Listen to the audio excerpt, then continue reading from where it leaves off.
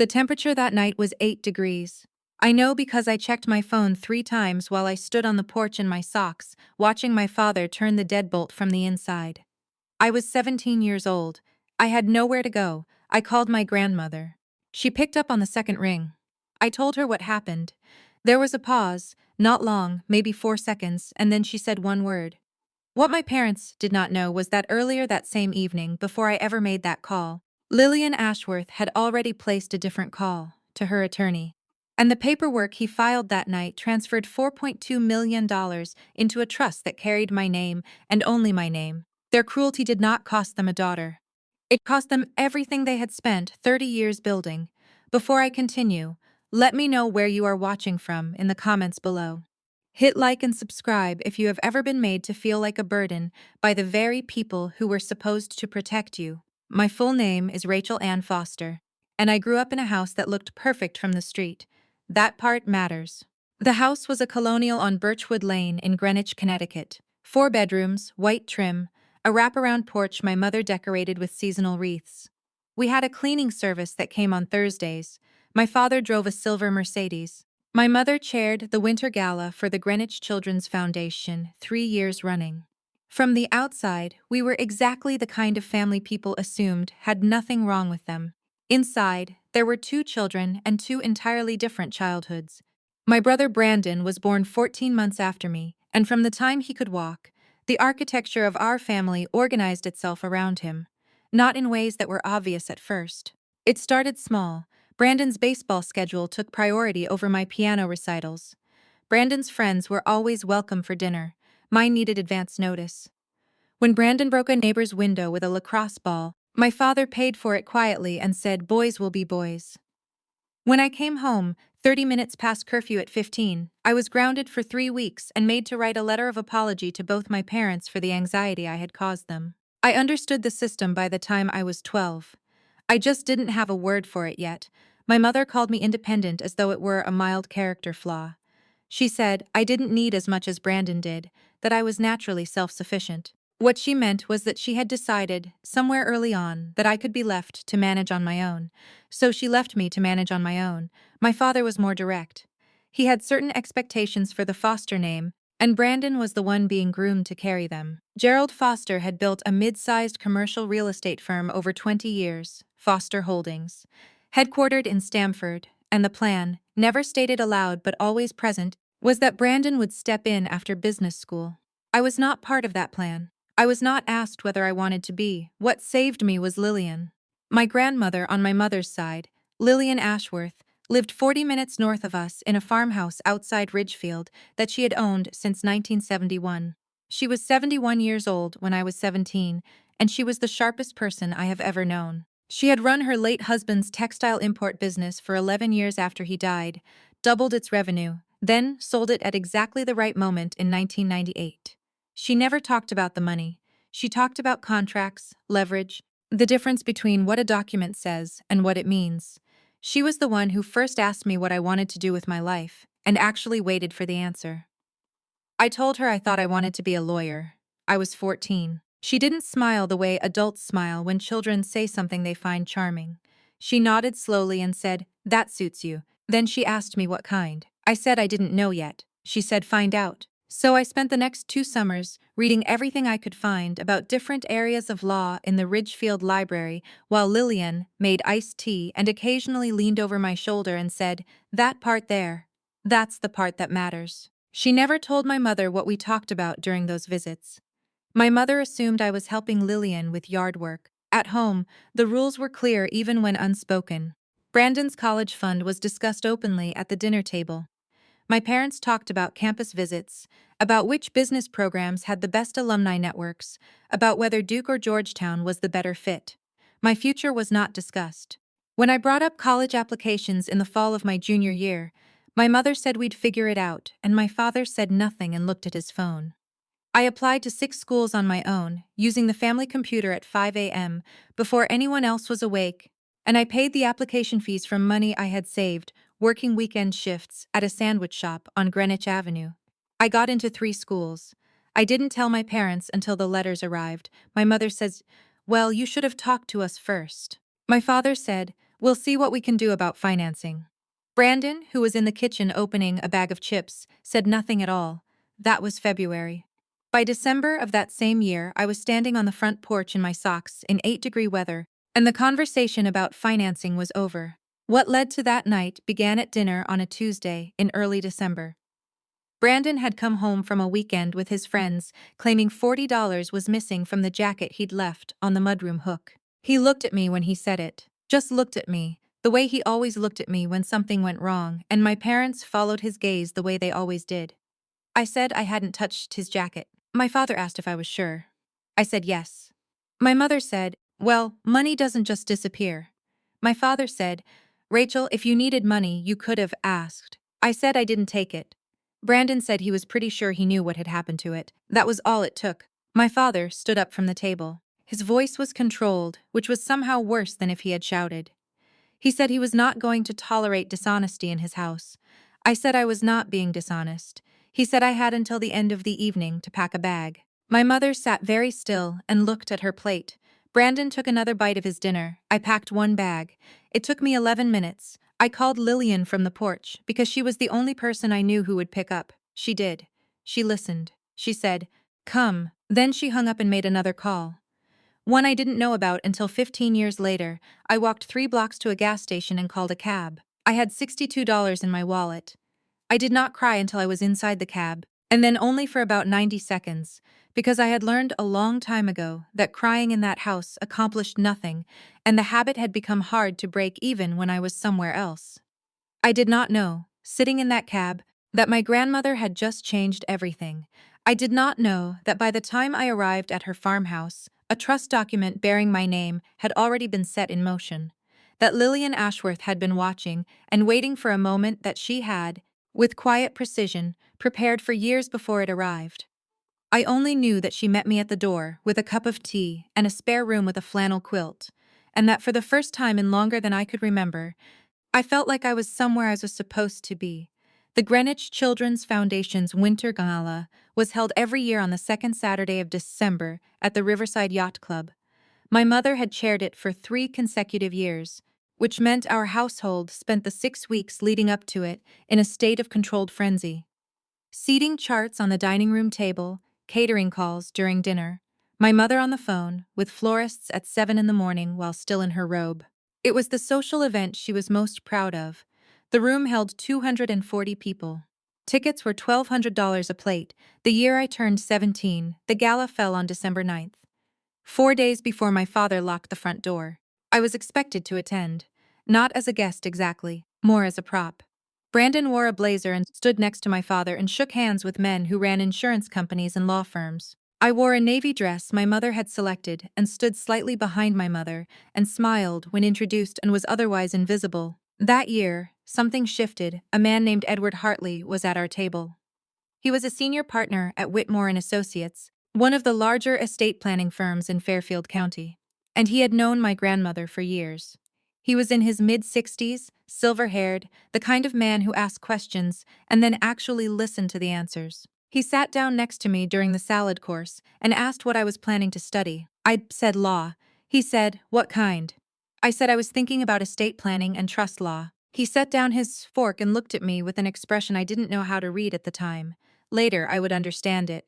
"It was recognition," he said. "Lillian's granddaughter." I said yes. He said, "Of course." He gave me his card and told me to call his office when I was in law school. My mother, seated 2 chairs away, didn't hear the exchange. My father was at the bar with Brandon. Nobody was watching. I slipped the card into my small evening bag and kept it there. That moment should have been the memory I carried from that night. It nearly was. But 4 days later, December 13th erased everything before it. I have gone over that Tuesday dinner in my mind more times than I can count. Not because I wanted to, but because the brain does what it wants with the things that hurt it most. It replays them. Searches for the moment where something could have gone differently, where a different word or a different silence might have changed the outcome. The dinner was pot roast. My mother had made it in the slow cooker. Brandon came home from lacrosse, practiced loud and damp-haired, and dropped his bag in the hallway without breaking stride. My father was already at the table with a glass of scotch. I had set the table, which was my standing Tuesday task, and I was pouring water into glasses when Brandon walked into the kitchen and said casually, like it was already settled, "Someone took money from my jacket." The air in the room changed the way air changes just before a storm. He didn't say my name. He didn't have to. He looked at me, just a glance, nothing dramatic, and my parents looked at me. And the geometry of the room rearranged itself the way it always did in those moments. The three of them on one side of something, me on the other. My father said, "How much?" Brandon said, $40, maybe more. He said he'd left his jacket on the mudroom hook Friday, and when he put it on Sunday night, the inside pocket was empty. My mother said, "That's strange." I said, "I didn't touch your jacket." My father looked at me. Not with anger yet, with a kind of tired certainty, like he had been waiting for this and was not surprised it had arrived. He said, "Rachel." I said, "I didn't take anything." My mother said, "Money doesn't just disappear, Rachel." I said, "I know that. I'm saying I didn't take it." Brandon shrugged and sat down and reached for the breadbasket. He was remarkably relaxed. The kind of relaxed that, looking back now with 15 years of legal experience behind me, I recognize as performed. He had done what he needed to do and could afford to let it play out. My father put his glass down. He said, "I want you to think very carefully before you say anything else." I said, "I don't need to think carefully.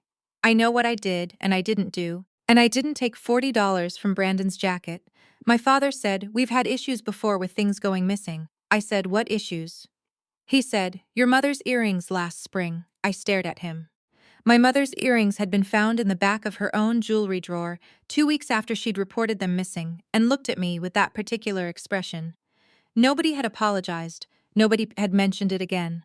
I said, "Those turned up in your jewelry box." My mother said, "Rachel, let's not escalate this."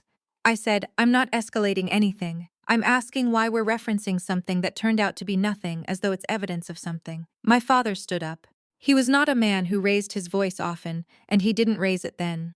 He spoke quietly, which was always worse. He said I had until the end of the evening to pack a bag, and that he would not have dishonesty at his table or under his roof, and that when I was ready to have a different kind of conversation, I was welcome to come back and have it. I waited for my mother to say something. She looked at her plate. She picked up her fork. She cut a small piece of pot roast and put it in her mouth and chewed. That was my answer. I pushed back my chair. I walked upstairs. I went to my room and I pulled the duffel bag from under my bed, and I packed with the particular efficiency of someone who understands, somewhere beneath the shock, that they always knew this moment was coming and had been half preparing for it without admitting it, 1 week of clothes. My documents, birth certificate, social security card, the folder where I kept my college acceptance letters, my laptop, the copy of Black's Law Dictionary that Lillian had given me for my 16th birthday. Edward Hartley's card, still in the inner pocket of my evening bag, 11 minutes. I have timed it since, curious. It takes 11 minutes to pack your entire life when your entire life has been kept small enough to carry. I came downstairs. My father was back at the table. Brandon was on his phone. My mother was clearing dishes. Nobody looked up. I walked to the front door and opened it and stepped onto the porch, and the cold hit me immediately and completely. The kind of cold that doesn't negotiate. 8 degrees. I was wearing jeans and a sweater and socks. I had left my coat on the hook by the door, and I did not go back for it, because I would not give any of them the satisfaction of watching me come back inside for anything. The door clicked shut behind me. I heard the deadbolt turn.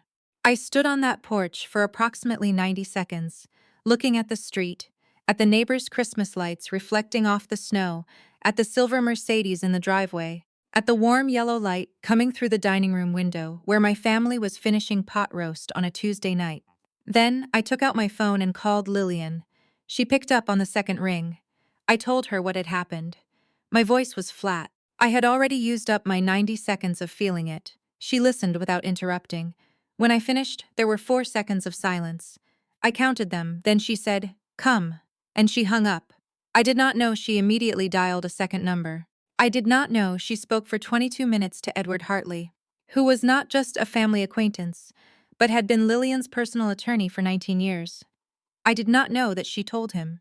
Trigger the clause. I walked 3 blocks to the Shell station on Post Road, and I called a cab from the payphone because my fingers were too cold to type on my phone screen properly. I had $62. The cab to Ridgefield cost $38. I watched Greenwich disappear through the rear window, and I told myself it was the last time. I was right. But not in the way I thought I was. Lillian's farmhouse smelled like wood smoke and dried lavender, and something underneath both of those things that I can only describe as permanence. It was a 1940s colonial on 4 acres outside Ridgefield, white clapboard with green shutters, a stone fireplace in the main room that she ran from October through March without apology for the heating bill. She had lived there alone since my grandfather passed in 1989. The house was immaculate and unsentimental. Good furniture, worn rugs, shelves of books organized by subject, not by aesthetics. No clutter. Lillian believed clutter was a form of indecision. She was standing in the open doorway when the cab turned into her driveway. She had her robe on over her clothes, which meant she had already been in for the night when I called. She didn't comment on the time or the circumstances. She stepped aside to let me in, took my duffel bag from my shoulder and set it by the stairs and walked me to the kitchen. There was a kettle already on. She made tea, Irish breakfast, 2 bags, the way she always made it, and set a plate of shortbread on the table, and she sat across from me and she let me talk. I told her the whole thing from the beginning, the $40, the earrings from last spring, my father's voice, my mother's fork. Lillian listened with her hands around her mug and her eyes on my face. And she did not once say, "I'm so sorry," or "that must have been so hard," or any of the things people say when they want to appear present, without actually having to absorb what you're telling them. When I finished, she nodded once. She said, "You did nothing wrong, not as a comfort." As a statement of fact, the way she would have stated that the kettle was on, or that the roads would be icy in the morning. She said it and then she moved on. Which was more valuable to me than any amount of sympathy. She showed me to the spare room. The one at the end of the upstairs hall with the flannel quilt and the window that looked out over the back field. She said there were extra towels in the closet, and that breakfast was at 7:30, and that we would figure out the rest in the morning. Then she said goodnight and she closed the door, and I sat on the edge of that bed in the quiet of her house, and I breathed for what felt like the first time in hours. I did not know that downstairs, Lillian was on the phone. I found out 15 years later, sitting in Edward Hartley's office in Stamford on a Tuesday morning in October, 3 weeks after Lillian died. He had asked me to come in to review her estate documents. He knew by then that I was an attorney, that I worked in trust and estate law, that I would understand everything he was about to show me, without needing it softened or explained in stages. He slid a folder across his desk. He said, "She wanted you to have the full picture." The folder contained the trust agreement, executed in 1999, when I was 10 years old. It was an irrevocable trust, meaning once established, it could not be altered or revoked by anyone, including Lillian. Funded initially with $800,000 from the proceeds of the textile business sale. Over the following 18 years, Lillian had made additional contributions, carefully, consistently, without drawing attention. By the time of her death, the trust held $4.2 million in assets, a diversified investment portfolio, a property in Ridgefield, and a separate account earmarked specifically for educational expenses. I sat in Edward Hartley's office and I read every page. There was an amendment dated December 13th of my senior year. That was the date my father locked the front door. The original trust had a provision that released funds to me at age 25. The amendment executed on December 13th at 11:47 p.m., approximately 40 minutes after I had arrived at Lillian's farmhouse, modified that provision. It added an acceleration clause. If Rachel Ann Foster was ever removed from or denied access to her primary residence by a parent or guardian before the age of 18, the trust would activate immediately, with Rachel named as sole beneficiary and trustee upon reaching legal adulthood. The clause had triggered the night my father turned the deadbolt. I sat with that for a long time. Edward did not rush me. What Lillian had done was not impulsive. She had built it over years, quietly, without ceremony, without ever telling me, because she understood something about me that I was still learning about myself, that I did not need to be carried. I needed to know the ground was there. The trust was not a rescue. It was infrastructure. I thought about the summer afternoons in the Ridgefield Library, Lillian leaning over my shoulder and saying, "That part there, that's the part that matters." I had thought she meant the text I was reading. She had meant something else. She had been teaching me to read exactly what I would one day need to read. I thought about Edward Hartley's card, pressed into my hand at the gala 4 days before everything fell apart. I had assumed that was coincidence. It was not. Lillian had spoken to him the week before. She had told him to look for me. She had seen what was coming before I had. Back in that spare room on December 13th, I had made a decision of my own. I lay under the flannel quilt and I stared at the ceiling, and I thought clearly, with the particular clarity that sometimes arrives after shock burns itself out. I thought about Edward Hartley's card in my bag. I thought about the law school applications I had submitted in October. I thought about the woman downstairs who had asked me what kind of law, and waited. I decided I would not spend the rest of my life looking back at that house on Birchwood Lane. I would build something. I would learn every tool available to me in the system that my parents believed protected them. I would understand every clause, every provision, every mechanism by which wealth and power transferred hands. I would become the person in the room who actually knew what the documents meant. I called my mother once, from Lillian's phone, 2 days later. I told her I was safe. She said she hoped I had thought about what I'd done. I said I had. I didn't tell her what conclusions I'd reached. I enrolled in the second semester of my senior year at Ridgefield High. Lillian arranged it with a single phone call. I graduated in June, third in my class. I deferred my enrollment at the University of Connecticut and worked for a year at a legal filing service in Stamford, sitting in the back of a law office learning how documents moved through a system. Then I went to law school. I didn't tell my parents I was going. I didn't tell Brandon. I changed my mailing address, opened a new bank account, and began the process of building a life that did not require their permission or their knowledge. What they did not know, what none of them knew for the next 12 years, was that the entire time, a trust bearing my name was growing quietly in the background. Lillian never mentioned it. Not once. Not on birthdays or holidays or the Tuesday afternoons we spent going over case studies at her kitchen table when I was in my second year of law school, and she was the only person who knew I was there. She kept the secret the way she kept everything. Without effort, without drama, without a single word more than necessary, she had said come, and that had been enough. I did not know yet that the moment was coming when everything she had built would have to be revealed. I did not know that my parents were about to make a series of decisions that would force that moment into the open faster than even Lillian had planned for. But I was, by then, exactly the right person to be standing in the room when it happened. Lillian called me on a Thursday morning in late August, 2 years before she died. I was in my office on the 14th floor of a building in Midtown Manhattan, reviewing a trust amendment for a client whose family had been fighting over a vacation property in Maine for 11 years. It was 9:15 a.m. I had a cup of coffee going cold on my desk and a deposition scheduled for 2 in the afternoon. When my phone showed Lillian's name, I picked up before the second ring. She said, "I need you to come this weekend." I said, "Of course. Is everything all right?" She said, "Everything is fine. I just have some things I want to go over with you." Lillian did not make vague requests. When she said she had things to go over, she meant something specific. I cleared my Saturday and drove up to Ridgefield Friday evening after work. She seemed the same as always when I arrived, upright, precise, moving through her kitchen with the efficiency of a woman who had never wasted emotion in her life.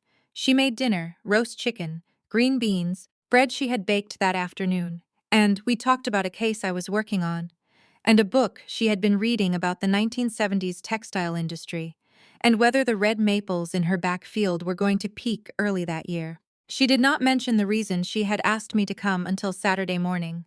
After breakfast, she stood up from the table and said, "Follow me." She led me to the small room off the main hallway that she used as a study, a narrow room with a roll-top desk and floor-to-ceiling bookshelves and a single window that faced the driveway. She sat behind the desk, and I sat in the chair across from her, the same chair I had sat in when I was 14 years old, and she was explaining the difference between a revocable and an irrevocable trust using a legal pad and a blue ballpoint pen. She opened the top drawer and removed a manila envelope, sealed, my name written on the front in her handwriting. She held it for a moment without handing it to me. She said, "I want to talk to you about this before I give it to you." I said, "All right." She said, "I set something up for you a long time ago. You were 10. I didn't tell you, because I didn't think you needed to carry the knowledge of it. I thought it would be better for you to build your life without looking at it as a net. I wanted you to become who you were going to become on your own terms." I was very still. She said, "But I am 73 years old, and I've had some test results this week that have clarified my thinking about timing, and I don't want there to be a period, however brief, where you don't know what exists and what belongs to you." I said, "Lillian." She said, "Let me finish." She told me about the trust. Not every detail. She handed me the envelope for that, but the shape of it, the year she had established it, the initial funding, the contributions over the years. The amendment filed on December 13th, 15 years ago, 40 minutes after I had arrived at her door in my socks with $62 and a duffel bag, she said, "Edward has a full copy. He has had instructions for years. You are the trustee and sole beneficiary. There is no mechanism by which anyone else can access or contest these assets." I made certain of that. I looked at the envelope in her hands. I had spent 15 years in trust and estate law. I had read thousands of documents. I had sat across from clients in exactly this kind of moment. The moment when the architecture of something long planned is finally revealed. And I had learned to remain professionally measured, regardless of what the documents contained. I was not measured. My hands were entirely steady when I took the envelope, which surprised me. But when I opened it and read the first page of the trust agreement and saw the date, 1999, I was 10 years old, the year I had told Lillian I wanted to be a lawyer, and she had said that suits you. Something happened in my chest that I did not have a clean category for. She had started building this before I knew I needed it. I read through the documents at her desk while she sat quietly and drank her coffee. The investment portfolio. The Ridgefield property, a small parcel of land 2 miles from her house that she had purchased in 2004 and had been leasing to a neighboring farm. The education account, which still held funds she had continued contributing to, even after I graduated law school and passed the bar, as though she was certain I would keep going and wanted the resources there if I did. The amendment dated December 13th. I read the acceleration clause twice, then a third time. The language was precise and unambiguous, as Lillian's language always was. If Rachel Ann Foster was ever removed from or denied access to her primary residence by a parent or guardian prior to attaining the age of 18, the trust would immediately activate in full, with Rachel named as sole trustee and beneficiary effective upon her 18th birthday. I had turned 18 on March 4th of the year following that December. The trust had been fully mine for 14 years, and I had not known it existed. I set the documents down. I looked at her. I said, "You called Edward that night." She said, "Within the hour." I said, "You knew it was going to happen." She was quiet for a moment. Then she said, "I didn't know when. I knew it was a matter of time. Your father is a man who mistakes authority for love, and your mother has spent 30 years confusing loyalty to him with loyalty to you." I had been watching for years. When you called me from that porch, I was not surprised. I was ready. I said, "Why didn't you tell me before now?" She said, "Because I wanted you to become an estate attorney because you loved the work. Not because you knew there was money waiting. The money was never supposed to be the point. You were supposed to be the point." I sat with that for a long time. She said, "The other reason is that I needed to know the documents were solid before I showed them to you." I had Edward review the trust structure every 3 years. Airtight is not a word I use loosely. I needed to be certain that when the time came, nobody could touch it. I asked her what she meant by when the time came. She looked at me over her coffee mug. She had the particular expression she used when she believed I already knew the answer and was asking to confirm it. She said, "Your parents are not going to grow old gracefully, Rachel. Gerald has been leveraging assets he doesn't fully control for years. I've heard things from Edward, from people in this county who pay attention to these things. He has been operating on the assumption that my estate will come to Diane and that Diane will come to him. He has been making financial decisions on the basis of money that does not belong to him and never will." She set her mug down. She said, "When he finds out, he will not accept it quietly. He will look for every possible way to contest, to challenge, to reframe. And when that moment comes, I want you to be the most prepared person in the room." She reached across the desk and tapped the envelope in my hands. She said, "Now you are." I drove back to Manhattan on Sunday evening with the envelope in my laptop bag and a feeling I did not entirely know how to name. Not relief exactly, not power. Something quieter than both of those. Something that felt like the ground becoming solid under a foundation that had been building for 22 years without my knowing. I called Edward Hartley from the car. He picked up immediately, which told me Lillian had already told him to expect my call. I said, I've read the documents. He said, good, I'd like to schedule a full review when you're ready. I said, I'm ready. We met the following Wednesday. He walked me through every instrument, every account, every provision. He told me about the 3-year reviews. He told me that he had amended his own estate instructions to ensure that if anything happened to him, a partner at his firm had full knowledge of the trust and standing to act as co-counsel. Lillian had not left a single loose thread. Not one. By the time I left his office, I understood the full picture. I understood what I had. I understood what my parents believed they were positioned to receive. And I understood, with the particular clarity that comes from years of watching families destroy themselves over inherited wealth, exactly what was coming. I went back to my office.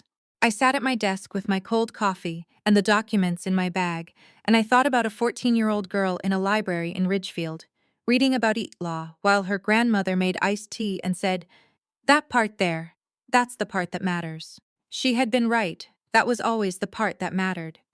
The call from my mother came on a Wednesday afternoon in early November, 14 months after my Saturday in Lillian's study. I was at my desk reviewing a probate filing when my cell phone lit up with a number I still had saved under one word: home. I had not changed it in 15 years out of a habit I couldn't fully explain, because it had not been home since I was 17, and I was 32 years old and had not spoken to either of my parents in 4 years. I let it ring through to voicemail. The message was 40 seconds long. My mother's voice was careful and warm in the particular way it got when she needed something, a register I recognized immediately, the way you recognize weather that has come before. She said she hoped I was well. She said she had been thinking about me. She said that things had been difficult lately, that my father's business was going through a period of transition, and that she thought it might be nice if we could find a time to get together. Maybe for lunch, maybe in the city. She said she missed me. She said she hoped I would call back. She did not mention Lillian. I played it twice. Then I pulled up the most recent filing I had received from Edward, which was a routine quarterly report on the trust, and I sat with both things in front of me for a moment. Then I called Edward. He said he had been expecting to hear from me. He said that over the past several months, he had received 2 inquiries, one from a probate attorney in Stamford representing Gerald Foster, and one directly from my father himself, who had somehow found Edward's name and called the office line, asking general questions about Lillian Ashworth's estate planning. I said, "What did you tell him?" Edward said he had told Gerald that he was not able to discuss any client's estate matters with third parties, and that any inquiries should be directed in writing to the firm. Gerald had not sent anything in writing. I said, "He's fishing." Edward said yes. He's trying to determine the shape of what's coming before it arrives. What Gerald knew, or believed he knew, was this: Lillian Ashworth was dying. She had been diagnosed 8 months earlier with a progressive condition that her doctors had given a 2 to 4 year timeline, and while Lillian had not announced this to the family, these things had a way of traveling. Gerald had heard, and Gerald, who had been making financial decisions for the better part of a decade, on the assumption that his wife stood to inherit a meaningful portion of Lillian's estate, had begun to feel the ground shift. He was not wrong that the ground was shifting. He was entirely wrong about what was under it. I called my mother back the following evening. She answered on the first ring, which meant she had been waiting. We had a conversation that lasted 23 minutes and covered nothing of substance. She asked about my work in the vague, careful way she always had, as though the specifics of my career were slightly too technical to be interesting.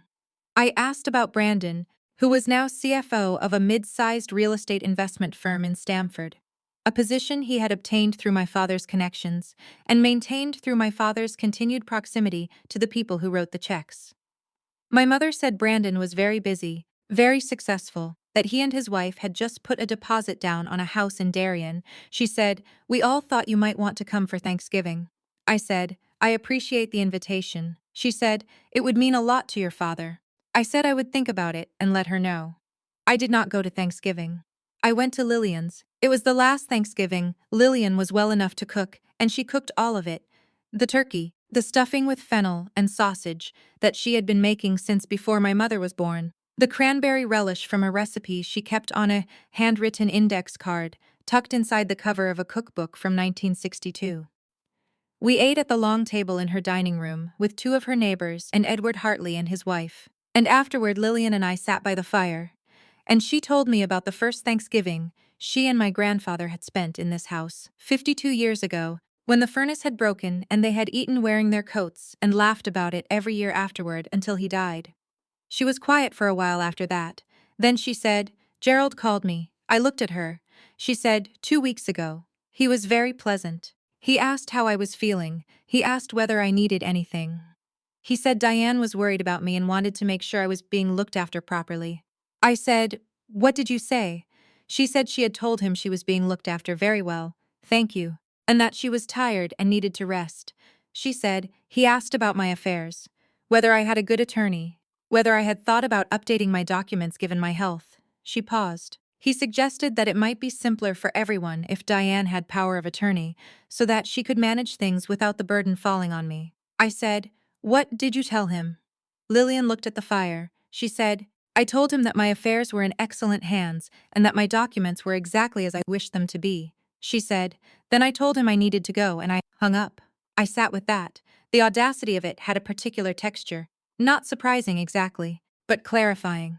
Gerald Foster had called a dying woman and suggested in the most reasonable possible terms that she hand control of her estate to the daughter who had spent 30 years treating her own child as a liability.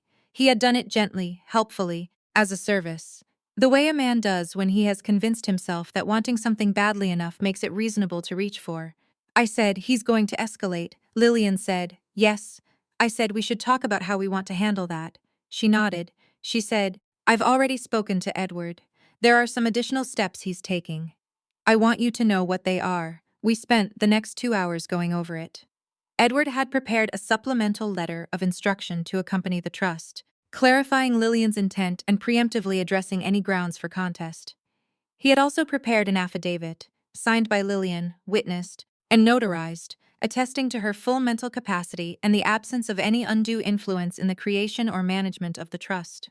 Both documents were dated and filed. Lillian said, "The affidavit was my idea. I know how these things go. I have watched enough of them to know that the first move in a contest is always to question the mind of the person who made the decision they don't like." I said, "You've thought of everything." She said, "I've had 23 years to think about it." The meeting with my father came 6 weeks later. He called my office directly. My assistant told me Gerald Foster was on the line. I took the call. His voice was the same, controlled, measured, the voice of a man who had spent decades in rooms where tone was leverage. He said it had been too long. He said he hoped I was well. He said he was going to be in the city the following week and wondered if I might have time for a coffee. I said, "What's this about, Gerald?" A brief pause. I had used his first name. I had not called him Dad since I was 17. He said, "I thought we might talk about the family, about your mother, about some things that have been weighing on him." I said, "I have time Tuesday at noon. There's a coffee shop on 48th and Lexington." He arrived 4 minutes early. I arrived exactly on time.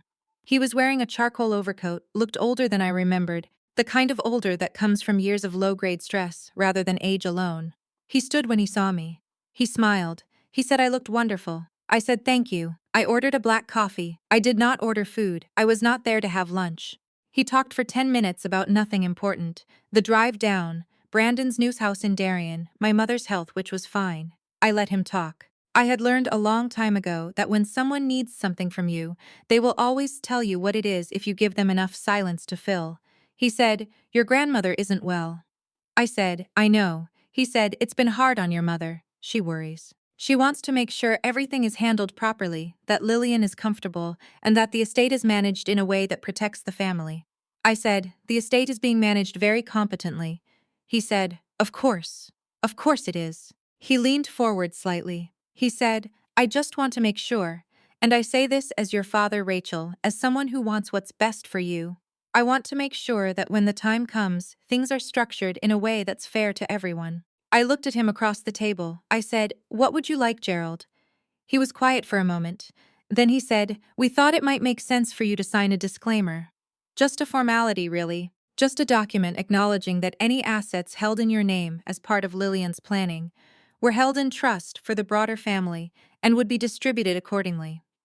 Nothing adversarial. Just something that keeps everything clean." He slid a folded document across the table. I did not touch it. I looked at it for a moment. Then I looked at him. I said, "I'll have my attorney review any documents you'd like me to consider." He said, "Rachel, this doesn't need to involve attorneys." I said, "Everything involves attorneys, Gerald. That's what I do for a living." I stood up. I put on my coat. I left a 20 on the table for the coffee. I said, "I'll be in touch." I walked out onto 48th Street, and I called Edward from the sidewalk and told him everything, including the document my father had tried to get me to sign. Edward said he would send someone to obtain a copy through proper channels. Then he said, "It's starting." I said, "I know." I walked back to my office in the November cold, and I thought about a porch on Birchwood Lane, and a deadbolt turning, and 8 degrees and $62, and a flannel quilt at the end of an upstairs hall. I thought about how long my father had been operating, on the assumption that he had already won. I thought about how much he did not know. The Greenwich Children's Foundation Winter Gala happened every year whether or not the world cooperated, and the year Lillian was dying it happened on the second Saturday of December, same as always, at the Riverside Yacht Club. Same as always, with 240 people in formal wear, eating, and salmon and bidding on vacation packages, and telling each other they looked wonderful. My mother had stepped down from chairing it 3 years earlier, but remained on the committee, which meant she was there. And my father was there, and Brandon was there with his wife Courtney, who had the particular energy of a woman who had married into a family and was still working out what that meant for her social calendar. I was also there. I had been invited through the foundation's board, on which I had quietly served as legal counsel for the past 2 years. A position I had accepted when it was offered because the work was legitimate and the foundation was genuinely good, and not because of anything to do with my family, though I had known at the time that the overlap was inevitable. Greenwich was not a large town in the ways that mattered. My mother did not know I was on the board. I had not told her. Nobody had thought to mention it, because I had joined under my professional name, Rachel Foster, Foster and Associates, Manhattan, and my mother did not read board minutes. I arrived at the yacht club at 7:15 and went directly to the attorney's table near the back of the room, where I sat with 2 other foundation board members and the organization's executive director, a composed woman named Margaret Osey, who had run the foundation for 8 years and knew exactly who I was and what my history with this room looked like. Margaret leaned over when I sat down and said quietly, "Your mother is at table 6. I said, "I know." She said, "She hasn't noticed you yet." I said, "She will." I ordered sparkling water and spent the first 40 minutes of the evening doing what I had come to do, which was review a proposed amendment to the Foundation's grant disbursement policy with one of the other board members. It was real work. The amendment needed real attention. I gave it real attention. The moment my mother saw me happened during the cocktail hour, across a room full of people in black tie. I was standing near the bar talking to Margaret when I saw Diane Foster go still in the way people go still when they see something that does not compute. She was holding a glass of white wine, and she was looking at me, and her face moved through several expressions quickly before settling on something that was trying to be a smile. She came over. She said, "Rachel, I didn't know you were going to be here." I said, "Good to see you, Mom." She looked at Margaret and back at me. She said, "Do you know each other?" Margaret said, "Rachel is one of our board attorneys. She's been invaluable." Something shifted very slightly in my mother's face. "A recalibration," she said. "That's wonderful," and the smile became more fixed, and she said she was so glad I was doing well, and she drifted back toward table 6 with her white wine. I watched her lean toward my father. I watched him look up and find me in the room. He held my gaze for a moment, nodded once.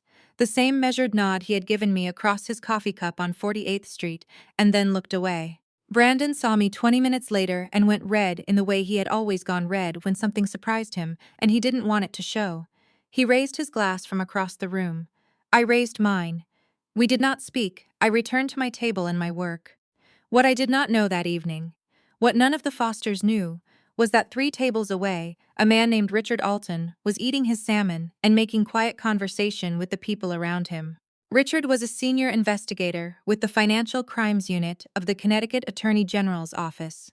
He was there as a guest of one of the Foundation's major donors. He and I had spoken twice before, both times professionally, and we had an appointment scheduled for the following Thursday that had nothing to do with the gala and everything to do with a file I had been building for 4 months. The file had started with a phone call from Edward Hartley in September. Edward had been contacted by a CPA named Sandra Briggs, who had been doing the books for a property management company affiliated with Foster Holdings.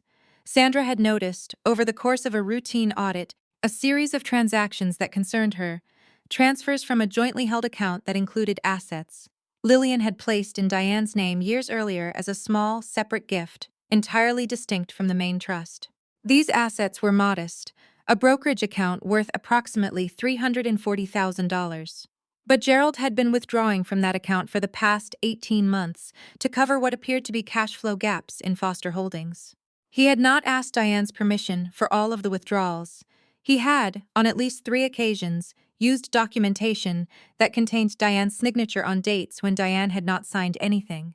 Sandra Briggs had brought this to her supervisor. Her supervisor had told her it was probably an accounting discrepancy and to let it go. Sandra had not let it go. She had contacted Edward's firm because the account had originated through Lillian's estate planning, and she believed Edward had standing to inquire. Edward had standing to do considerably more than inquire. He had brought me in. I had spent 4 months reviewing every document, every transfer, every signature. I had brought in a forensic document examiner named Dr. Patricia Okafor, who had testified in 46 cases and whose opinion on questioned documents carried significant weight in Connecticut courts. Dr. Okafor had examined the 3 disputed signature pages and delivered her finding in writing. The signatures were not consistent with Diane Foster's known signature samples. The probability of forgery was, in her professional assessment, high. I had built the file carefully, every step documented, every expert credential verified, every chain of custody clean. I had done it the way Lillian had taught me to do everything, without rushing, without announcing, without a single loose thread. I had delivered the file to Richard Alton's office in Hartford on a Tuesday in October.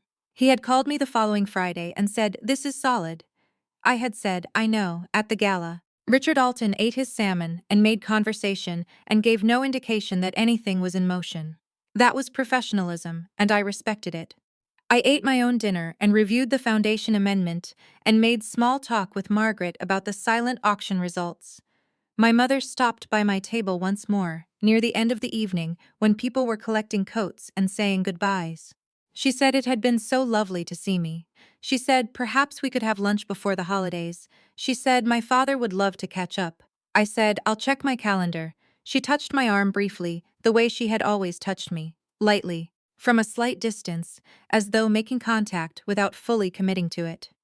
Then she moved on. I watched my parents leave together, my father's hand at the small of my mother's back, both of them exchanging farewells with people they had known for 30 years. Gerald paused at the door to say something to the foundation's executive director, and laughed at something the man said, the easy laugh of someone who has never spent a night wondering if the ground beneath them was solid. Brandon and Courtney left just ahead of them. Brandon did not look back. I stayed until the room was mostly empty, helping Margaret with a few last items on the board agenda. By the time I got my coat, it was nearly 11. Richard Alton was putting on his own coat near the door.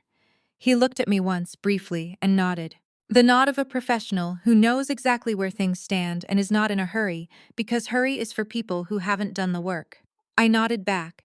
Outside, the temperature had dropped. The parking lot was quiet, the marina beyond it dark and still, the sound of water moving slowly under the dock.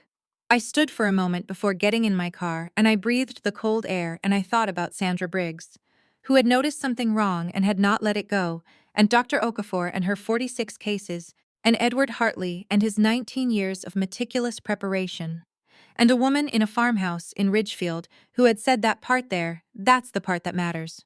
I thought about a forged signature on a brokerage withdrawal form, executed on a date in March when my mother had been in Scottsdale visiting a friend and had not been within 300 miles of a pen and a document bearing her name. I thought about how long my father had believed he was the smartest person managing this situation.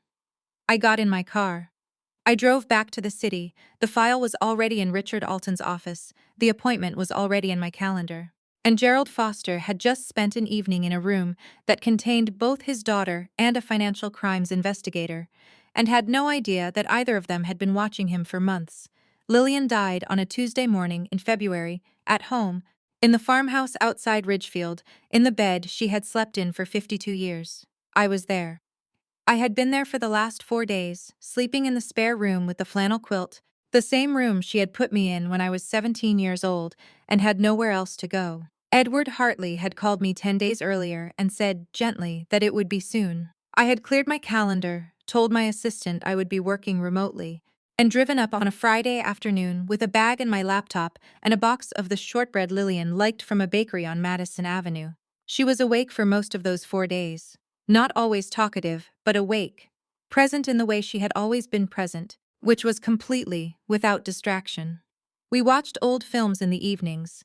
We played cards in the afternoons when she had energy. On the Sunday, she asked me to read to her from a history of the Connecticut textile industry she had owned for 30 years, and I sat beside her bed and read for 2 hours while she listened with her eyes closed and occasionally said or corrected a date I had stumbled over. On Monday evening, she said, "You're going to be fine." I said, "I know." She said, "I don't mean financially. I mean you." I held her hand and I didn't say anything because there was nothing to say, and Lillian had always understood that silence was sometimes the most honest response available. She died at 6:14 in the morning. The hospice nurse was there. I was in the chair by the window, where I had been since 4 a.m., watching the light come up over the back field. I called Edward at 7. He said he was sorry and meant it. He said he would begin the process of notifying the relevant parties. I said, "How long before Gerald finds out?" He said, "I'll send a formal letter today. He'll have it by Thursday." I said, "All right." I drove back to the city that afternoon. I had work to do, and Lillian had never believed in sitting with grief when there was work to do. Grief, she had told me once, was for the evenings. The mornings were for getting things right. The letter reached Gerald on Thursday, as Edward had predicted. By Friday afternoon, my father had called my mother 7 times. I know this because my mother called me on Friday evening, upset in a way she rarely allowed herself to be, and told me. She said Gerald had been on the phone all day. She said he was very concerned about the estate. She said there seemed to be some confusion about the documents, about what Lillian had arranged, and could I help clarify? I said, "Everything will be clarified at the reading." She said, "When is the reading?" I said, "Edward will be in touch." She said, "Rachel." Her voice shifted. It got quieter, and something in it was almost genuine. Almost the voice of a woman who was tired and a little frightened and talking to her daughter. She said, "Do you know something we don't?" I said, "I know a great many things, Mom. Get some sleep." I hung up. The reading was scheduled for the third Tuesday of March, at Edward's office in Stamford. I had been inside that office dozens of times over the years, most recently the previous October, when I had delivered the completed file to Richard Alton, who had met me there because Edward's conference room was the most discreet available option. I knew the building, the parking structure, the elevator bank, the way the light came through the west-facing windows in the afternoon. I knew which chair I was going to sit in. The week before the reading, Gerald made his move. He filed a petition with the Fairfield County Probate Court, challenging the validity of Lillian's estate plan on grounds of undue influence. The petition alleged that I had used my professional relationship with Lillian, my legal expertise, my proximity during her final illness, to manipulate her into structuring her estate in my favor at the expense of her daughter and grandchildren. It was, from a legal standpoint, almost impressively weak. Edward called me the morning it was filed and read me the relevant language, and I listened without interrupting. When he finished, I said, "They use the word manipulate 4 times in 2 paragraphs." He said, "Yes. Repetition as persuasion." I said, "The affidavit addresses this directly." He said, "It does. The petition also ignores the 1999 establishment date, which rather undercuts the argument that a dying woman was manipulated by her adult granddaughter, given that the trust predates your law degree by 12 years. I said, "Have you filed the response?" He said, "This morning." I also filed the notarized affidavit, the 3-year review records, and a supplemental declaration from Lillian's physician, confirming full cognitive capacity at the time of each amendment. I said, "Good." He said, "There's one more thing." Gerald also filed a motion requesting that the reading be postponed pending the outcome of the petition. I said, "On what grounds?" He said, he argued that proceeding with the reading while a validity challenge is pending would be premature and potentially prejudicial. I said, "What was the court's response?" Edward allowed himself a small pause, the kind he reserved for moments he found quietly satisfying. He said, "The motion was denied this morning. The reading proceeds as scheduled." I said, "Of course it does." The night before the reading, I drove up to Ridgefield and let myself into Lillian's house with the key she had given me 12 years earlier. The hospice team had come and gone. The neighbors had been in to tidy, and the house was quiet and clean and smelled the way it always smelled, wood smoke and lavender and permanence. I sat at the kitchen table for a while. I made tea, Irish breakfast, 2 bags, the way Lillian had always made it. I sat in her chair, not my usual chair, and I looked at the room. I thought about everything she had built in this house over 52 years. The care she had taken, the patience, the precision, the refusal to announce any of it before the moment was exactly right. I thought about a 10-year-old girl she had decided to protect before that girl knew she needed protecting. I thought about Gerald's petition, which was going to fail completely, and which he had filed anyway, because he was a man who had always believed that his certainty was a form of power, and that certainty plus aggression, plus a lawyer on a retainer, would bend most situations toward him if he applied them hard enough. He had not built his understanding of the world around situations like this one. I finished my tea. I rinsed the mug and set it in the rack. I turned off the kitchen light and walked upstairs and slept in the spare room under the flannel quilt for the last time. I was up at 5:30. I showered, dressed, charcoal blazer, white shirt, the combination I wore when I needed to be the sharpest person in the room and wanted that fact to register from across a table without a word being said. I drove to Stamford in the early light, stopped for coffee. Arrived at Edward's building 40 minutes before the scheduled time. His assistant showed me to the conference room. I set my briefcase on the table and opened it and removed the documents I had brought, arranging them in the order I would need them. The room had a long mahogany table, 8 chairs, windows facing the street. I sat at Edward's right hand, which was where he had asked me to sit, not as a family member, but as co-counsel. That had been arranged weeks ago. It was in the written notice sent to all parties. My parents and Brandon had each received that notice. Not one of them had called to ask what it meant. Gerald arrived first, with a real estate attorney named Philip Marsh, who I had seen in 2 previous courtrooms and considered adequate but unimaginative. Gerald looked at me when he came through the door, and his face did something complicated, a flicker of something I recognized as the recalculation of a man who had arrived expecting one room and found another. He sat down. Philip Marsh sat beside him. My mother came in 3 minutes later. She saw me and stopped walking, for just a moment, one beat, before she continued to her chair. Brandon arrived last, alone. He sat down and straightened his jacket and looked at his phone. Edward came in and sat at the head of the table. He set his reading glasses on and opened his folder. He said, "Thank you all for being here. Before we begin, I want to introduce Rachel Foster, who is serving as co-counsel today in her capacity as a trust and estate attorney, and as a named party in these proceedings." Geraldson said, "We're aware of who Rachel is." Edward said, "Of course." "Shall we begin?" He began. Edward read the way he did everything, methodically, without performance, giving each word exactly the weight it required and no more. He began with the preliminary matters, the identification of the document, the date of execution, the confirmation of Lillian Ashworth's legal residence and domicile. Standard language, the architecture that holds a document upright before its contents are revealed.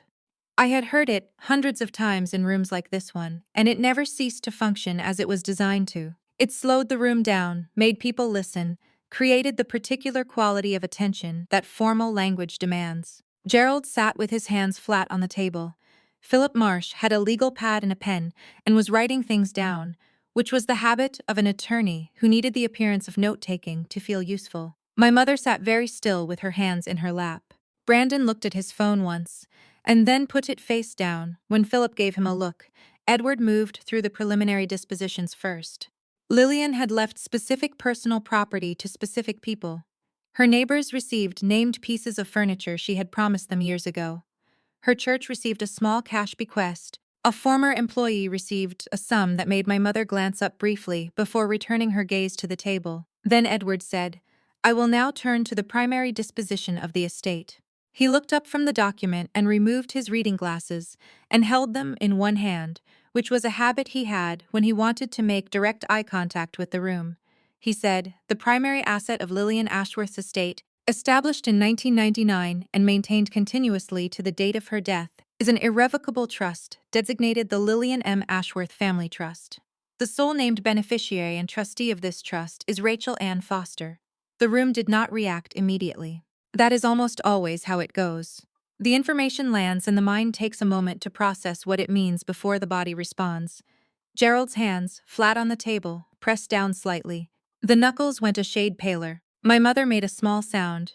Not a word, not quite a word, more like the beginning of one that didn't finish. Brandon looked up from the table. Edward replaced his reading glasses and continued. He said, "The trust holds the following assets. A diversified investment portfolio, currently valued at $2,840,000. A residential property located at 14 Orchard Hill Road, Ridgefield, Connecticut, currently appraised at $920,000. A liquid education and professional development account containing $460,000, and additional cash holdings of approximately $112,000. The total trust value, as of the date of this reading, is approximately $4,332,000. He set the document down. He said, "There are no other primary beneficiaries. There are no secondary provisions distributing assets to other family members. The trust is irrevocable and was established without condition or contingency beyond Rachel's survival to adulthood, a condition long since met." Gerald said, "This is not valid." His voice was controlled. Just barely. Edward said, "I understand you have a petition pending with the probate court. As you are aware, that petition was reviewed, and the motion to postpone this reading was denied. The trust is valid and the reading proceeds." Gerald said, "We're going to contest every element of this." Philip Marsh put his hand on Gerald's arm. Gerald ignored it. Edward said, "You are, of course, within your rights to pursue any legal avenue available to you. However, I would like to continue with the reading, as there are additional matters relevant to all parties present." He reached into his folder and removed a second document, which he slid to the center of the table. He said, "This is a notarized affidavit executed by Lillian Ashworth on September 14th of last year, attesting to her full cognitive capacity, the absence of any undue influence in the creation or management of the trust, and her deliberate, considered, and unambiguous intent that Rachel Ann Foster be the sole beneficiary of her estate." The affidavit was witnessed by two independent parties unaffiliated with this firm and has been filed with the probate court. He slid a second document after the first. He said, "This is a declaration from Dr. Carolyn Mehta, Lillian Ashworth's primary physician for the past 14 years, confirming full cognitive function at all relevant dates of estate amendment." And a third, he said, "This is a forensic document examination report prepared by Dr. Patricia Okafor, whose credentials and prior testimony are attached, regarding 3 withdrawal authorization executed against a jointly held brokerage account in the name of Diane Foster between February and August of last year." Dr. Okafor's finding is that the signature on each of these 3 documents is inconsistent with Diane Foster's known signature samples and bears indicators consistent with forgery. The room changed. It changed the way a room changes when the temperature drops suddenly, and everyone feels it at the same moment, but nobody moves yet. My mother turned and looked at my father. Gerald's face had gone a particular color. Not red, not pale, something in between. Something that had to do with blood pressure and adrenaline, and the physiological response of a man whose construction of reality has just encountered something it cannot absorb. Philip Marsh had stopped writing. Brandon said, "What?" I had not spoken since I sat down. I had not needed to. I had arranged these documents in this order for a reason, and Edward had moved through them with the precision of a man who had been preparing this room for 23 years. Now I spoke. I said, "The brokerage account in question was a separate asset, a personal gift from Lillian to my mother, distinct from the trust, with a current balance of approximately $290,000 after the unauthorized withdrawals. The withdrawals total approximately $62,000 across the 3 disputed transactions." Gerald said, "Those withdrawals were authorized." I said, "By whom?" He said, "By Diane." Dan. I said, "Diane was in Scottsdale, Arizona, during the first withdrawal, February 14th through February 22nd. I have her airline and hotel records. I also have the authorization form, which bears a signature executed on February 17th. She was not in Connecticut on February 17th. My mother said, "Gerald." Her voice was very quiet. The kind of quiet that isn't calm. He said, "Diane." She said, "Gerald. Did you sign my name?" He did not answer. Which was an answer. She looked at him for a long moment. Then she looked away, at the wall, at nothing in particular, and her face did the thing that faces do when they are deciding whether to feel something in front of other people. Brandon said, What is happening right now? I said, what is happening is that the estate of Lillian Ashworth is being distributed according to her documented and legally airtight instructions, and that, separately, evidence of financial fraud has been referred to the appropriate authorities. Gerald's head came up. I said, Richard Alton, Senior Investigator, Financial Crimes Division, Connecticut Attorney General's Office, received this file in October. I am told his office has been conducting its review since then.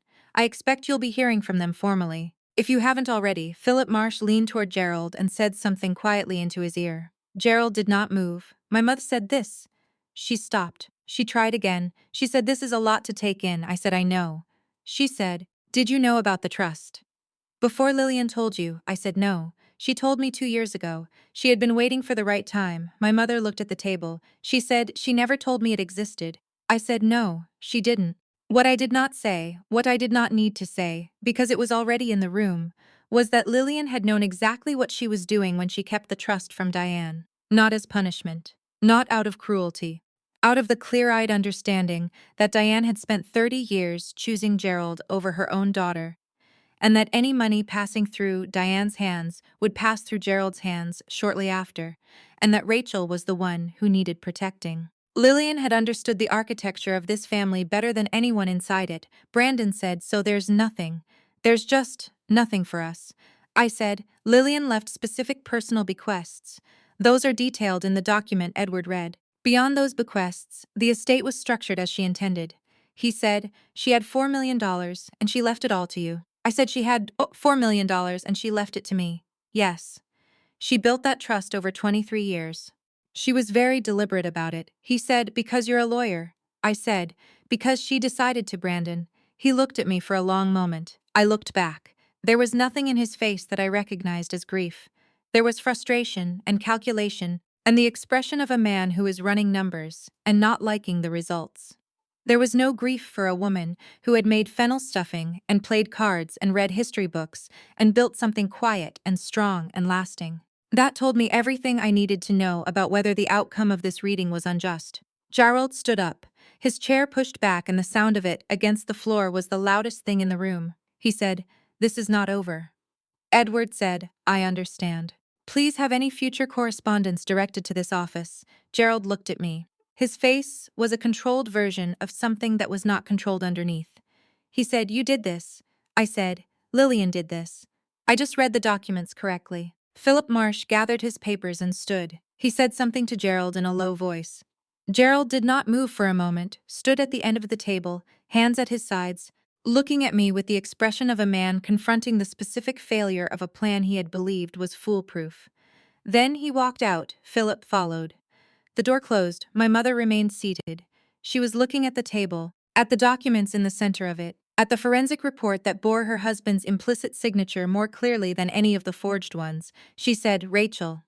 I said, yes. She said, I'm sorry for what happened when you were 17, for a lot of things. I looked at her. She was 61 years old, and she looked tired in a way that went beyond the mourning, and I believed that she meant it, in the way that people mean things when the circumstances have finally removed every reason not to. I said, I know. Brandon left without speaking to me. He picked up his jacket and walked past my chair without a word or a glance, and the door closed a second time. And then it was just Edward and my mother and me in the conference room, with the afternoon light coming through the west-facing windows. Edward said, shall I give you a few minutes? My mother said, yes, please. He left, quietly, and we sat in the room together. My mother and I, for the first time in 15 years without anyone else between us. And the light came through the windows and lay across the mahogany table and the documents and the empty chairs. Outside on the street, a car door closed. My mother and I sat in that conference room for 27 minutes. I know the exact number because Edward's assistant knocked softly at the 27-minute mark to ask if we needed anything, and I had been watching the clock on the wall without meaning to. The way you watch a clock when you are in a room where time feels both necessary and insufficient. My mother talked. Not the careful, managed way she had always talked to me, with the distance built in, with the layer of performance that had always existed between us. She talked the way people talk when they have run out of reasons to manage themselves. She said she had known, somewhere for a long time. Not about the trust. Not the specifics. but that Lillian had always had a different relationship with me than with the rest of the family. She said she had told herself it was because I had spent more time with Lillian, that it was proximity, not preference. She said she had believed that because it was easier than believing the other thing. I said, "What was the other thing?" She said, "That my mother saw something in you that I wasn't giving you. That she was compensating for something I was doing wrong and didn't know how to stop." I said, "You knew it was wrong." She didn't answer immediately. Then she said, "I knew Brandon needed less from me. That's what I told myself." I said, "That's not the same thing." She said, "No. I know that now." I did not tell her, I forgave her, because forgiveness is a private process and I wasn't finished with mine, and I wasn't going to say something I hadn't fully arrived at just because the room called for it. I said I heard her. That was honest. She seemed to understand the distinction. When she left, she touched my arm again. That same light, slightly distant touch. But this time she held it a moment longer before she went. I sat alone in the conference room for a few minutes after that. Edward came back in and poured 2 glasses of water and sat down, and we went through the procedural next steps. The probate court, the trust transfer timeline, the matters that needed addressing in the coming weeks. He said, "Gerald's petition is going to fail. The 1999 date alone dismantles the undue influence argument. His attorney knows it." I said, "Philip Marsh knows it. I'm less certain Gerald does yet." Edward said, "He'll know it when Philip presents him with the fee estimate for continuing." Then he said, "There's something else." He reached into a folder and removed a single sheet of paper and slid it across to me. It was a printout of an email from Richard Alton's office, sent to Edward that morning at 7:42 a.m. before the reading had begun. I read it. Richard Alton's office had completed their review. Based on the evidence in the file, they were proceeding with a formal investigation into Gerald Allen Foster for financial fraud and forgery of legal instruments, with a referral to the Connecticut State Police Financial Crimes Unit for parallel review. The letter did not contain a timeline, but it contained a phrase I had seen before in other contexts: "Sufficient evidence to proceed." I set the email down. Edward said, "Richard asked me to make sure you had that before you left today." I said, "I appreciate that." What I did not say, and did not need to, was that the timing was not coincidental. Richard Alton had sent that email before the reading so that I would have it in my possession if Gerald became hostile in the conference room. It was a professional courtesy, and it spoke to the solidity of what we had built. I left Edward's office at 4:15. I sat in my car in the parking structure for a few minutes before I started the engine. Outside, the afternoon was cold and clear, the Connecticut sky in March doing what it always did, a pale high blue with no opinion about what was happening underneath it. My phone buzzed. A text from a number I didn't have saved. It said, "Heard the reading was today. Call me when you can. R. Alton." I called him. He picked up and said, "I wanted you to know personally.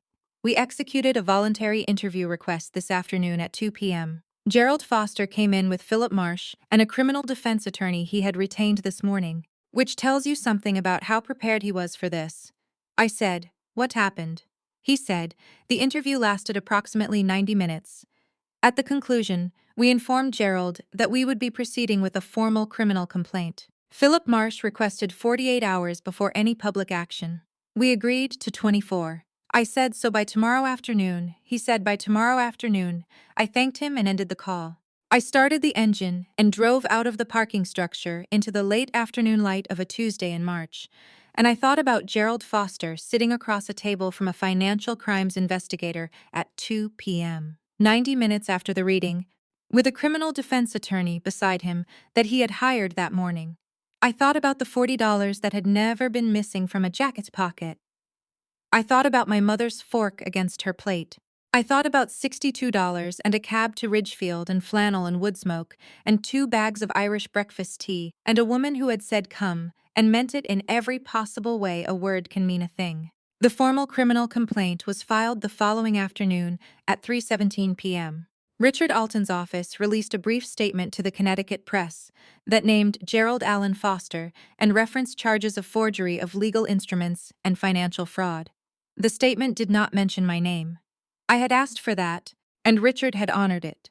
Gerald's arrest, a voluntary surrender arranged through Philip Marsh's office, because Gerald was not a man who would allow himself to be arrested at home in front of the neighbors, happened the following Thursday morning at 8 a.m. at the Stamford Courthouse.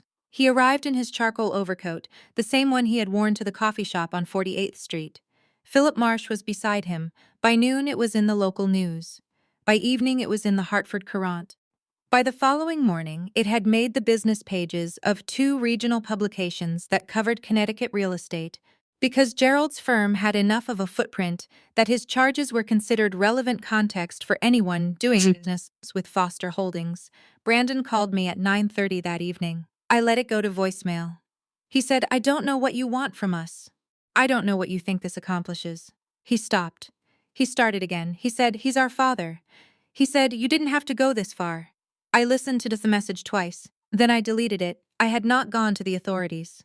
I had given the authorities the evidence.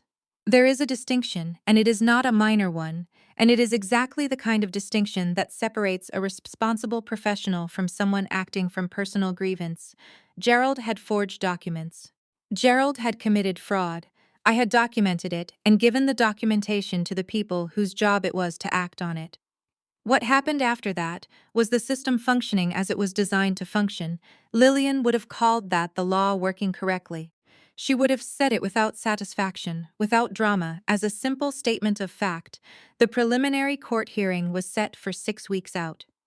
Philip Marsh had already reached out to Edward to discuss the withdrawal of the probate petition, which confirmed what Edward had predicted, that the moment Gerald's legal situation changed, the cost-benefit calculation on contesting the trust would shift decisively.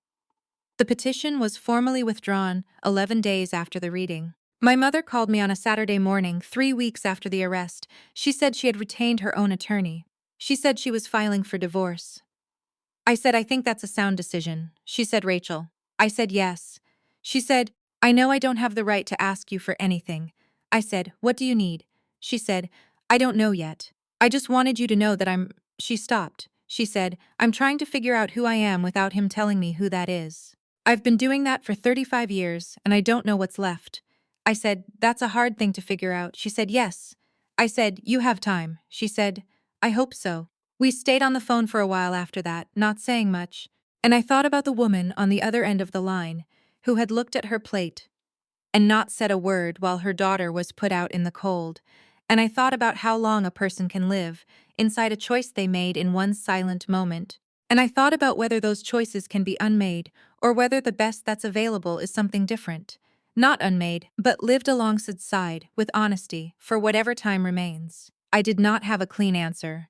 I was not sure there was one. Brandon's face appeared in the news briefly, in an article about Foster Holdings and the investigation into Gerald's financial practices. A forensic accountant hired by the AG's office had found additional irregularities, transactions in the firm's accounts that suggested the forgeries had not been limited to Lillian's accounts. Brandon, as CFO, was named in the inquiry as a person of interest. He had not yet been charged. He might not be. That was for the investigators to determine. I was not the investigator. I drove up to Lillian's house on a Sunday in late March, when the snow had mostly gone, and the backfield was showing the first pale suggestion of green. I let myself in with my key and I walked through the rooms. The kitchen, the study with its roll-top desk, the long dining room where we had eaten Thanksgiving, the main room with the fireplace she had run from October through March, without apology. I stood at the kitchen window and looked out at the back field and the red maples along the tree line, and I thought about a woman who had spent 52 years in this house and had used every one of them well. The property belonged to me now. The house, the 4 acres, the red maples. I was not ready to decide what to do with it yet. Some things need time before the right answer becomes clear. I made tea, Irish breakfast, 2 basks. I sat in her chair, 18 months after the reading in Edward Hartley's conference room. I opened the doors of Foster & Associates Estate Law at 14 Orchard Hill Road, Ridgefield, Connecticut. The address was Lillian's.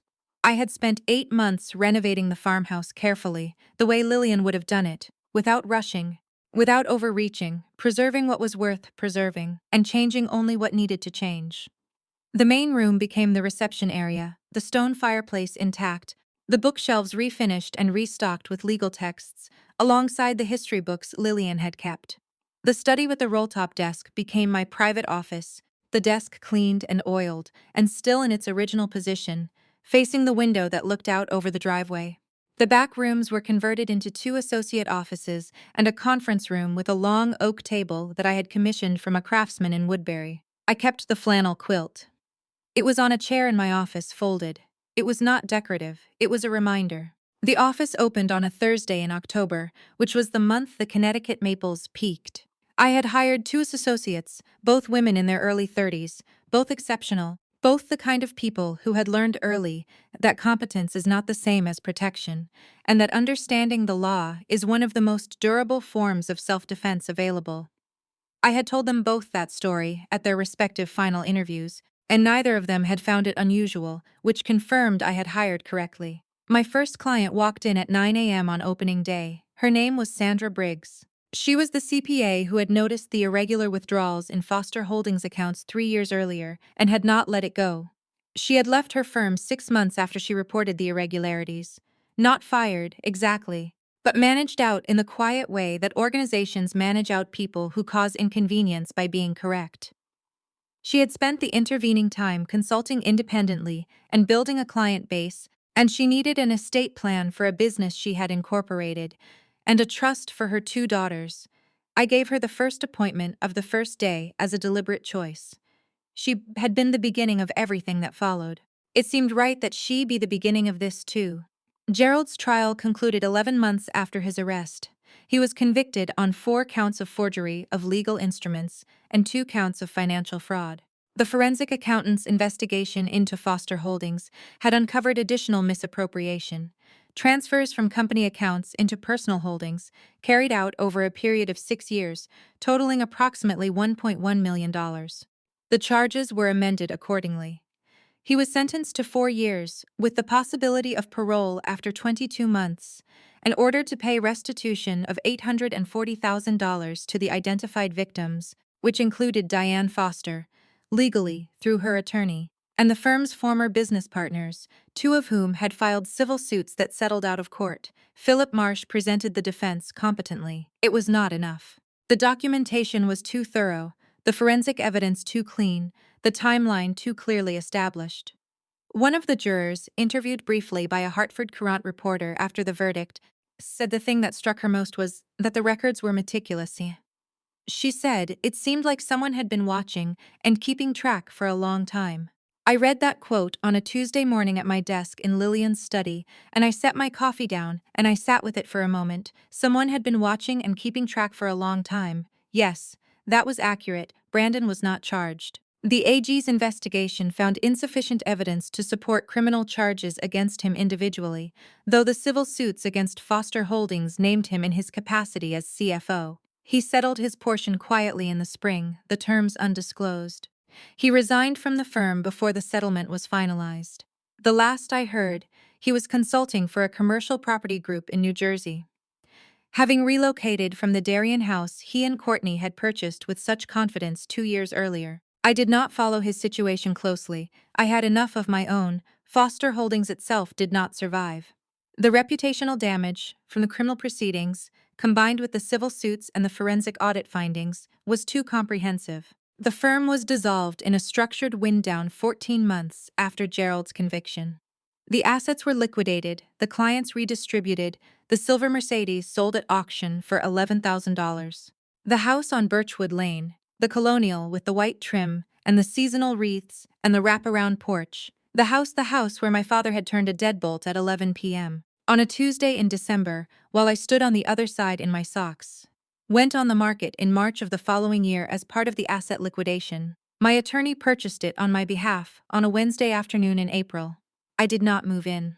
I was not interested in living there, but I was interested in who owned it, and now I knew.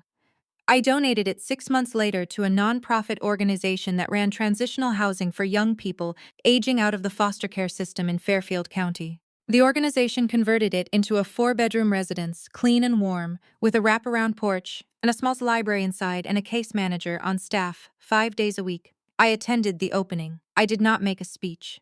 I stood near the back of the room and watched young people walk through the front door of that house for the first time, and I thought about what it means to have somewhere to go when the place you came from has decided it doesn't want you. I thought about $62, about $38 for the cab. About $24 left over. In a wallet in the pocket of a girl who walked 3 blocks to a Shell station in 8-degree weather and made a call that changed the entire shape of her life. Though she didn't know it yet, my mother and I speak on the phone approximately twice a month. We have lunch in the city 3 or 4 times a year. It is not uncomplicated. It is not the relationship I might have wished for if wishing had been on offer.